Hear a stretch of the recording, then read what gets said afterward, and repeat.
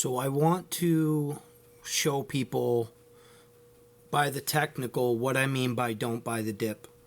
This is Carrier Group. Right now, what you see on Carrier Group is the chart over a 1 year period. These blue blocks up here are order blocks. These are places where people had invested, the stock dropped, and now they're waiting to break even. This is also an area where hedge funds have identified as an area where they can short the stock, especially when you're buying into it. These are very important when trading or investing. This is resistance. This is time. This is more money than you will ever have in your brokerage going against your thesis, your opinion, your feeling towards the stock. This is millions and millions of dollars that you don't have, so let's stay out of the way. Back here is a perfect example. It hits the order block and then gets rejected for almost a year. The problem with these order blocks is this equates to time, right? So this equates to competition, right? So if you wanted to write competition, let's get that darker though, right? Okay, so that's competition. That's their money versus your money. Do you have more? I don't think so. If you do, then you are probably a market maker. And even that, it's not your money, it's someone else's. So what I'm going to do right now, because I know you see a bunch of like orange lines, green lines, I'm going to hide those for a second. So we're going to hide those lines for a second and I'll explain why. So now you have candles. This is a 1 year period over a 1 day. So 1 year across the screen, each candle represents 1 day. We're going to keep competition up there. So if you compress this, it kind of looks like, okay, we're going sideways. But from its high of 80, it has been on a downtrend this entire time. Time, competition. People could say, oh, well, I wasn't going to buy that stock. Well, someone's buying this stock. There is someone to buy every stock. So if you're like, oh, I would never pick something like that. Well, I'll tell you right now, this is a heating and cooling company that made a major acquisition in one of the best heating and cooling companies in the world out of Germany that sell in the U.S. market, right? So we can say that, oh, I would never buy it. Someone's buying it. So we'll get that out of the way. Second, why I say don't buy the dip. You can pretend to be a genius here and here and here and here. There's no guarantee that it ever starts going back up. Past performance is not indicative of future results. So there is no guarantee that any stock in the market goes back up. So why would you wait? Why would you buy here, right? And as it's getting pushed down, now you're, all right, I'm going to buy into more risk. I'm going to buy into more risk. I'm going to buy into more risk.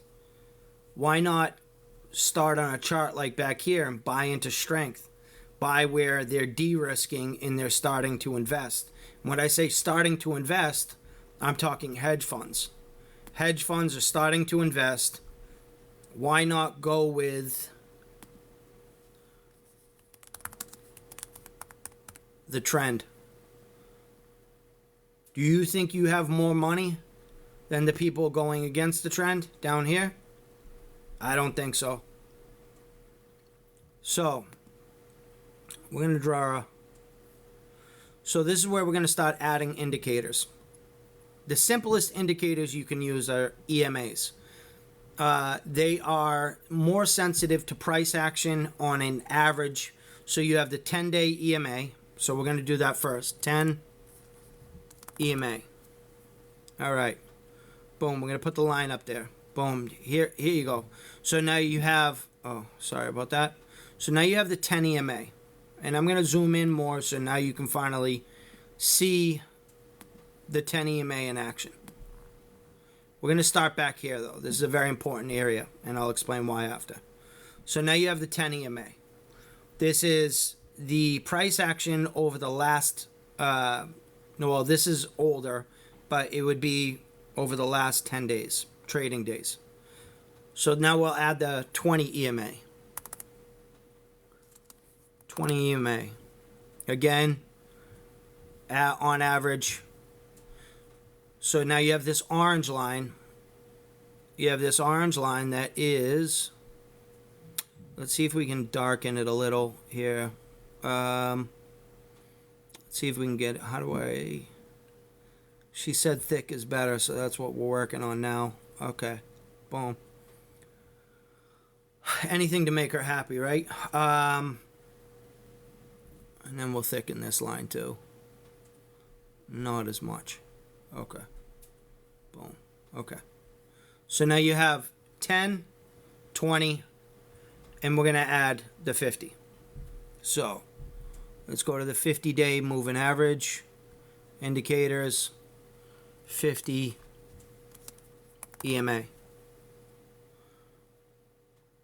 Well, I just want the 50 EMA. I don't want all this nonsense. Just give me the 50. Just the 50. We'll do the 50 and the 200. Okay. Because the 200 was up there anyway. All right. So here we have 10, 20, 50, 200. Don't worry about the 200 for now. So what they say by crossover, it's on average when the 10 back here crosses over the 20 and the price breaks above the 50 here. Let me highlight right under the 50 just so you guys can see it a little better. Horizontal. Boom. Right here, this 50 line right here. Okay? So 10 crosses over the 20, price breaks above the 50, and look at this move, right? Boom. We're going to do extend line. Look at that move. That is a beautiful move. You can, and within this move, there's all kinds of exit plans. Price might close below the 10 if that's your exit plan off of back testing, or maybe it closes below the 20. I'll tell you right now, if it closes below the 10, I'm usually out, depending on circumstance. But if it's below the 50, I'm out, completely out. So I just showed you the bullish crossover. Now look at the results of the 10 crossing down over the 20, the price falling below the 50. Now look, that is bearish. Why would you want to buy a dip when you don't know how long that thing's dipping for? So now we're starting at July 25th. We'll go back here. So this is July 29th, 2025. So, sorry here. I'm messing up. Okay. Look how long this thing has dipped. Stayed below the 200 even. Below. Finally breaking above. So this is where relevance comes in. It's now broken above and stayed above the 200 EMA after crossing over 10, 20, 50 back here. This right here, to me, signals super strength. Because if you remember, this yellow candle right here, that was Thursday's bloodbath. And look how high it closed above.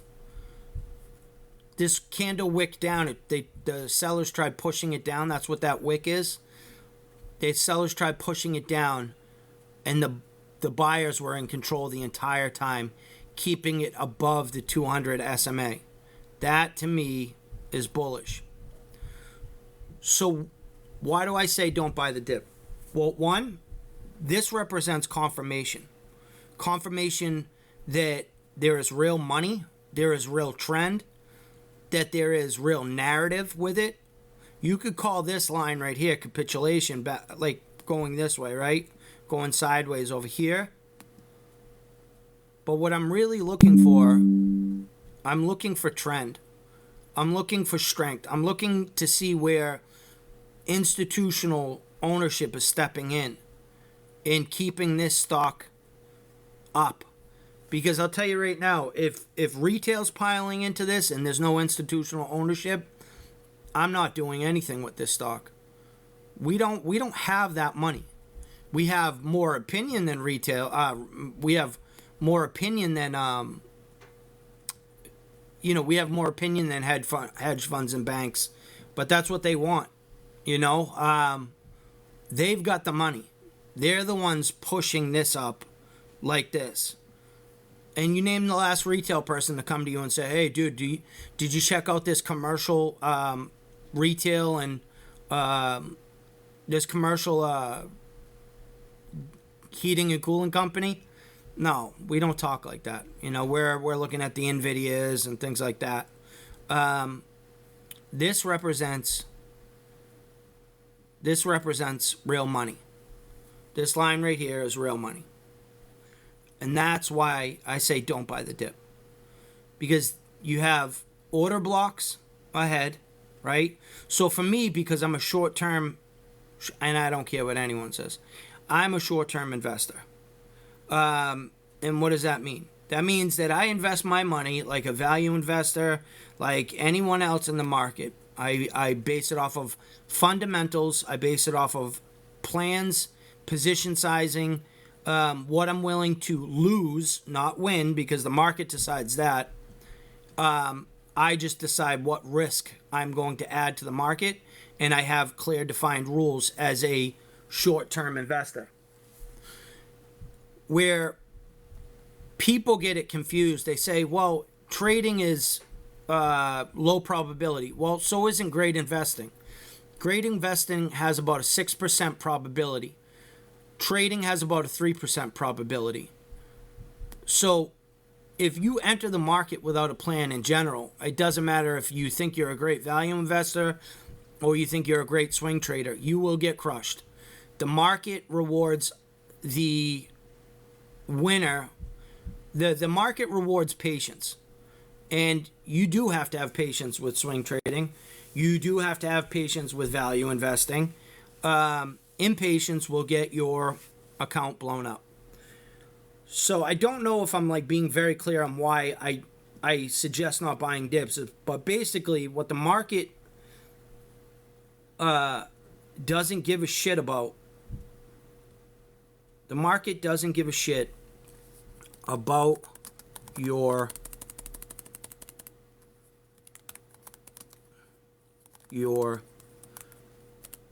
opinion.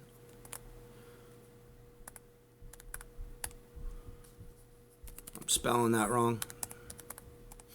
And what does that mean? That means I have an opinion that it has to go back up. Back up. Trust me, bro. And anything else you could think of. It doesn't. The trust me, bro, anything you can think of, the market will chew it up. So that's why when you invest, you should be investing on high probability. When you trade, you should be trading on high probability. And you should be staying away from the trust me bros.